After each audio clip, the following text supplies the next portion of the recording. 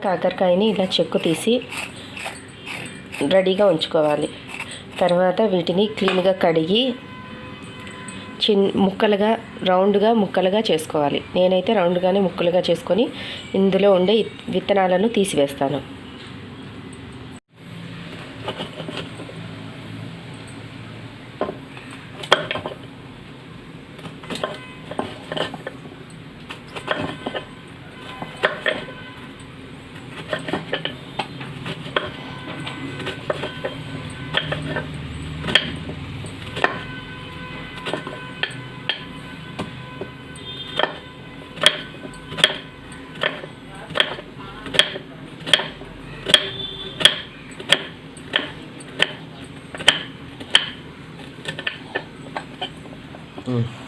ఇలా తరిగి పెట్టుకున్న కాకరకాయల్లోంచి ఈ విత్తనాలను తీసివేయాలి. ఇలా అన్నిట్లో నుంచి ఇలా తీసేసి కాకరకాయలని ఇలా పక్కన ఉంచుకోవాలి.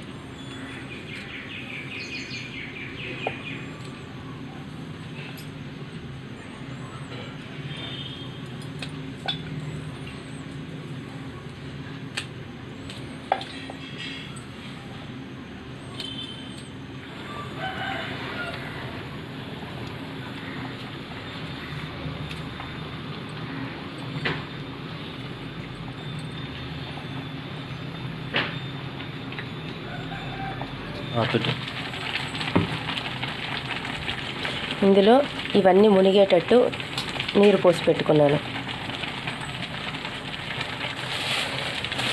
నిమ్మపండు అంత సైజు చింతపండుని తీసుకోవాలి. దానిని ఇంట్లో ఒకసారి కడిగి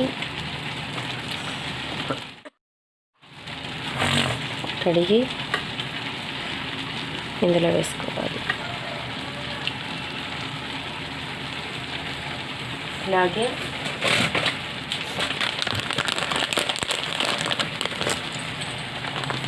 ఇంత ఒక బెల్లం ముక్కని కూడా ఇలా వేసుకోవాలి. ఇలా చేయడం వల్ల కాకరకాయ ఉడికి చేదు అంతా పోతుంది. మనం కూర వండినప్పుడు చేదు రాదు. పిల్లలు అందరూ ఇష్టంగా తింటారు. స్టవ్ని వెలిగించుకొని కాకరకాయని పొయ్యి మీద ఉంచుకొని బాగా ఉడకబెట్టుకోవాలి. అంటే కాకరకాయ మధ్యస్థంగా ఉడికితే చాలు. దీని మీద ప్లేట్ పెట్టుకోండి. ఇంకా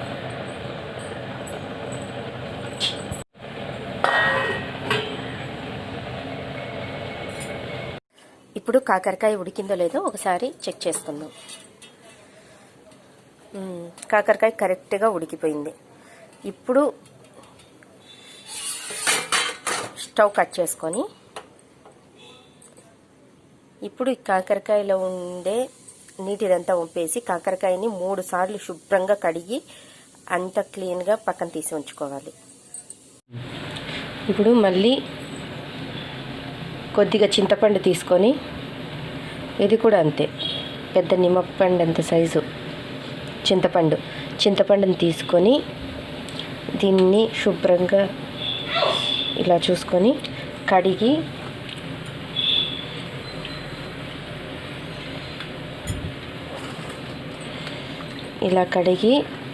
చింతపండుని నానబెట్టుకోవాలి.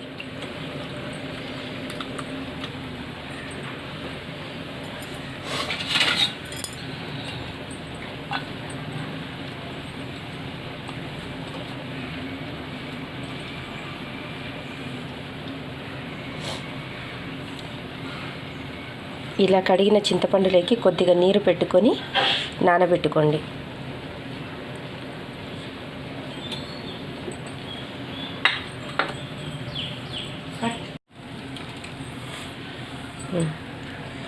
పులుసు కోసం కొబ్బరి, తెల్లగడ్డ, ఒట్టిమిరపకాయలు, ధనియాల పొడి, పసుపు పొడి ఇవన్నీ మిక్సీ కాడిచ్చి పక్కన ఉంచుకోవాలి.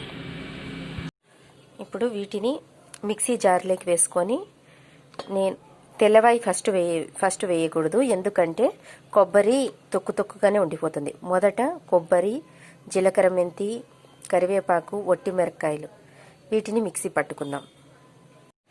ఇందులోకి ఈ తెల్లవాయి ధనియాల పొడి ఇది కూడా వేసేసుకొని కొంచెం వాటర్ వేసుకొని మిక్సీ పట్టుకుందాం. నున్నగా మెదుపుకుంటే బాగుంటుంది. స్టవ్ వెలిగించి గిన్నె పెట్టుకొని అందులో నూనె వేసుకున్నాను.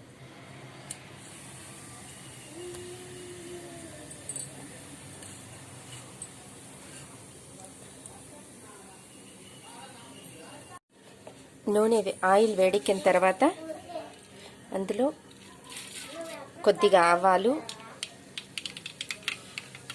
కొద్దిగా జీలకర్ర, అవి చిటపటలాడిన తర్వాత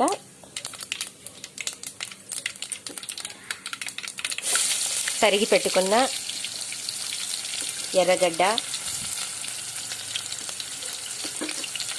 అంటే ఉల్లిపాయ ముక్కలు,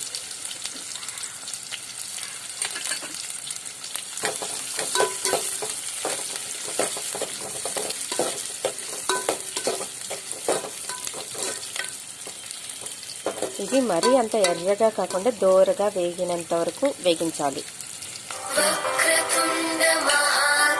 ఇప్పుడు ఇలా ఎర్రగడ్డ వేగిన తర్వాత కొద్దిగా కరివేపాకు వేసి వేయించుకోవాలి.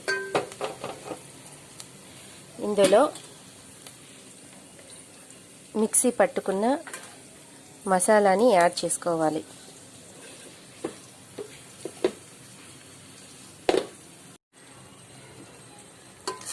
ఇందులో మసాలాని వేసుకొని ఇలా వేయించుకోవాలి, వేగనివ్వాలి.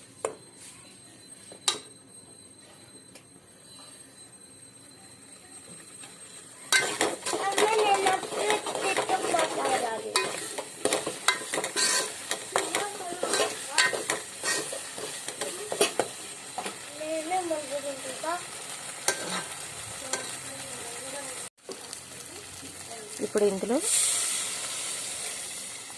సరిపడినన్ని నీళ్ళు వేసుకోవాలి. అంటే మిశ్రమం ఎప్పుడు చిక్కగానే ఉండాలి.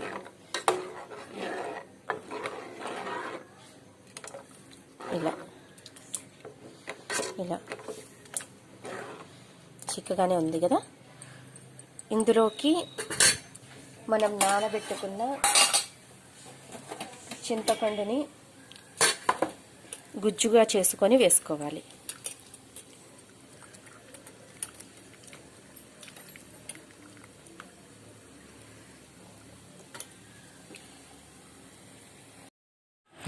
సారీ ఫ్రెండ్స్, నేను ఇందులో చింతపండు గుజ్జు వేయడము, ఉప్పు, ఇందులో బెల్లం ఇవి వేసి అవి తెరిలిన తర్వాత కాకరకాయలంతా క్లీన్ చేసి వాటిని ముక్కలను నీటిలో నుంచి తీసి పిండి వేసి అందులో వేయడం వీడియో మిస్ అయింది. సారీ. కాబట్టి దీన్ని ఇంకా నేనేం మిస్ అయింది కాబట్టి మామూలుగా ఇలాగే కంటిన్యూ చేశాను. మీరే చూడండి. కాకరకాయ కిందలతో చూద్దాం.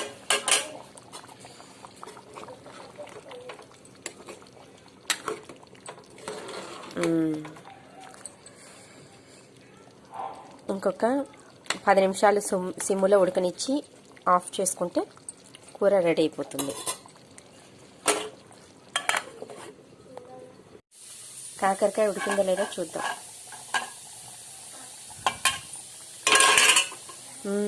ఉడికిపోయింది. దీనిలో కొద్దిగా కొత్తిమీర గార్నిష్ చేసుకొని స్టవ్ కట్టేయండి. నా దగ్గర అయితే ఇప్పుడు ప్రస్తుతం కొత్తిమీర లేదు. నేనైతే ఇలాగే స్టవ్ కట్టేస్తున్నాను. గుమగుమలాడే కాకరకాయ కూర రెడీ.